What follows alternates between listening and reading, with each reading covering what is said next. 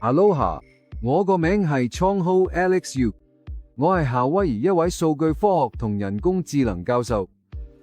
佢呢段影片，我想討論人工智能領域一個潛在嘅範式轉移，就係語言處理單元 LPU。雖然 Google 嘅張量處理單元 TPU 已經被廣泛認為係 NVIDIA GPU 一個強大嘅挑戰者，但另一個潛在嘅遊戲規則改變者，即係 LPU 而家正喺地平線上嘅路頭角。喺2025年12月 ，NVIDIA 收購嘅 Groq 嘅資產，呢間成立9年嘅初創公司，作價大約200億美元。根據呢份非獨家協議，NVIDIA 獲得嘅 Groq 嘅語言處理單元技術，呢個架構嘅設計目的唔係為咗更快嘅訓練越嚟越大嘅模型，而係為咗更可預測、更有效率、更經濟嘅運行嚟嘅。對於聽慣咗每秒浮點運算次數，即係 flops 越多越好嘅人嚟講，LPU 嘅崛起促使我哋嘅大型語言模型時代重新思考性能嘅真正含義。要理解 LPU 點解咁重要，關鍵係要了解 LPU 背後嘅傑出人物。Jonathan Ross LPU 嘅發明者同 Groq 嘅創辦人並唔符合半導體架構師嘅傳統形象。Ross 喺高中嘅學，因為佢覺得傳統課程好沉悶。雖然喺高中畢業證書，佢都入讀咗紐約市嘅 Hunter College， 之後轉到紐約大學 NYU 嘅 Courant Institute of Mathematical Sciences。喺 NYU 期間，佢修讀咗榮譽數學同榮譽電腦科學。喺2年級，佢成為第一個獲准修讀只限博士生報讀嘅電腦科學課程嘅本科生，師從 Yann LeCun 等專家。Ross 並喺大學畢業，佢喺2008至2009年間從 NYU 嘅學去高科技公司發展事業，包括 Google。佢講笑話，唔想因為畢業而限制咗自己嘅賺錢機會。佢 Google 幾乎係難以置信嘅，佢領導開發嘅第一代張量處理單元 TPU， 唔係作為一個旗艦企業項目，而係作為一個 Google 嘅20%項目，同當年誕生 Gmail 嘅項目屬於同一類別。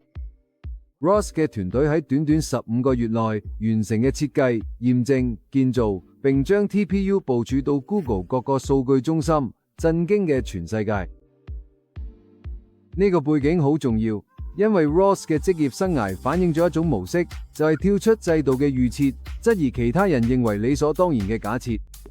LPU 嘅好多方面就係呢種思維模式嘅硬件體現。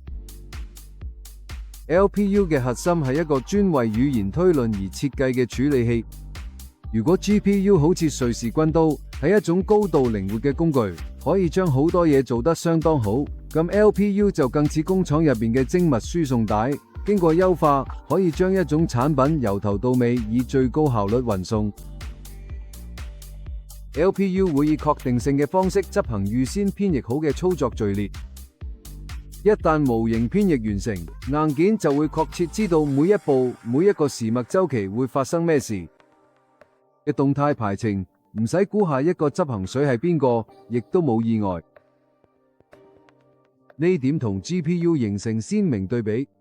GPU 最初係為圖像處理而設計，擅長大規模並行處理同靈活性。佢哋嘅訓練、實驗同研究方面表現出色，因為呢啲工作負載會頻繁而且無法預測地改變。但係當 GPU 用嘅推論，尤其係為數百萬用戶服務嘅大型語言模型時，呢種靈活性係有代價嘅。同一個請求可能會因為排程、競爭同記憶體存取而需要略為唔同嘅時間。大部分時間呢種差異係睇唔到㗎。不過喺大規模應用下，佢就會變得好昂貴。呢度就係浮點運算同確定性之間嘅區別變得至關重要嘅地方。Flops 即每秒浮點運算次數，就好似一架車嘅最高速度。佢哋話你知架車嘅理想條件下可以行幾快。相反，確定性就好似確切知道你每日返工要用幾耐時間，日日都係咁。對於推論經濟學嚟講，後者通常更重要。如果一個系統一時用20毫秒回應，下一刻用200毫秒，工程師就必須為最壞嘅情況做準備。呢個意味住更多硬件會閒置，以備不時之需。語言處理單元透過提供可預測嘅言辭，令營運商可以精確咁調整系統規模，減少浪費，並降低每次查詢嘅成本。此外，傳統嘅 GPU 依賴 HBM， 即高頻寬記憶體，佢係喺晶片外邊嘅。喺記憶體同運算核心之間，移動數據會產生一道記憶體牆，拖慢咗順序嘅權杖生成。相反 ，LPU 使用數百 MB 嘅晶片內 SRAM 作為主要儲存。呢種內部記憶體彌補咗 NVIDIA GPU 嘅局限。簡單嚟講，佢有效嘅消除咗推論期間提取權重嘅延遲。呢就係點解 NVIDIA 對 LPU 技術嘅興趣具有戰略性啟示。NVIDIA 主導住 GPU 市場，並圍繞咗建立咗一個非凡嘅生態系統。然而，呢種成功帶嚟咗一種風險，就係創新者嘅拱境。所描述咗呢個理論係由 Clayton Christensen 提出咗。呢個拱境唔係話現有企業唔識創新，而係佢哋嘅創新方式係為咗保護現有嘅產品同客戶。即使顛覆性嘅替代方案指向一個唔同嘅未來，柯達對菲林市場嘅執着，同時未能完全擁抱數碼攝影，就係一個好好嘅例子。圖像處理器非常成功，但佢哋並唔係為人工智能生命周期嘅每個階段而優化。推論，尤其係大規模實時推論，正成為主要嘅成本同性能瓶頸。透過授權 LPU 技術，而唔係試圖喺內部取代 GPU，NVIDIA 可以探索一條顛覆性嘅架構路徑，而唔會動搖自己嘅根基。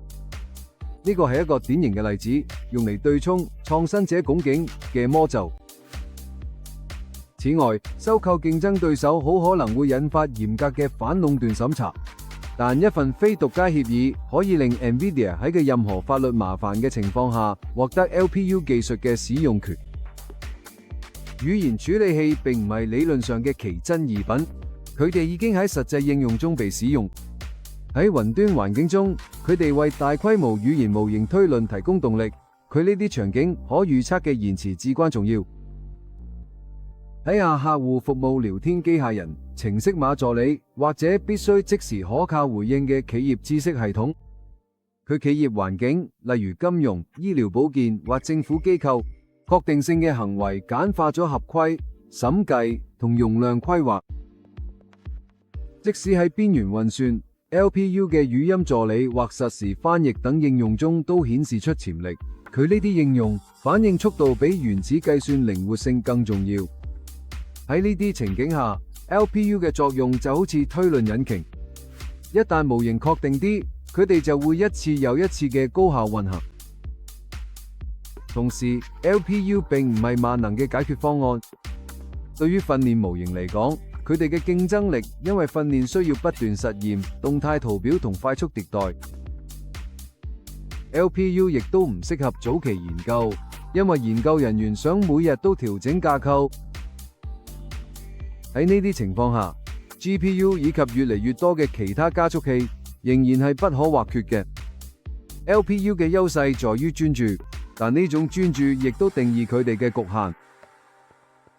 從呢個角度嘅 LPU 就好似專門嘅工業機械。一間工廠永遠唔會用一條裝配線取代所有工具，亦都唔會期望一條輸送帶可以進行客製化加工。相反，唔同嘅機器扮演唔同嘅角色。GPU 係人工智能嘅靈活工場， LPU 係高吞吐量嘅生產線，兩者唔係互相取代。NVIDIA 同 Groq 嘅協議凸顯咗呢種新興嘅分工。呢個協議表明，未來嘅人工智能硬件將會係異構嘅，結合通用加速器同高度專門化嘅加速器。對於數據科學家同人工智能用戶，尤其係工程領域以外嘅人嚟講，關鍵嘅見解係效能係同情景相關嘅。最快嘅晶片唔一定係最有價值嘅。喺生產環境中，最可預測嘅系統往往會勝出。總括嚟講， LPU 係真實存在，已經部署，而且喺今日具有經濟相關性。但只適用於人工智能技術堆疊中嘅特定部分，即大規模、低延遲嘅推論。佢哋唔係 GPU 嘅替代品，亦都唔係學術實驗。相反，佢哋代表咗一類日益增長嘅專門化加速器，專為喺現實世界中運行人工智能系統嘅實際情況而設。隨住人工智能由訓練模型轉向大規模可靠地提供服務， LPU 嘅悄然崛起可能會證明係呢個10年最重要嘅硬件發展之一。你點睇？ LPU 會唔會成為下一個典範轉移？推論而唔係訓練，會唔會定義人工智能同機器學習嘅下一個階段？如果係咁，我哋可能需要重新思考邊啲關於效能嘅假設。如果呢條片激發咗你嘅好奇心，歡迎留言分享你嘅睇法，同你嘅同事分享，訂閱頻道同埋佢個 like，等我哋可以繼續討論。多謝收睇，馬哈嘍。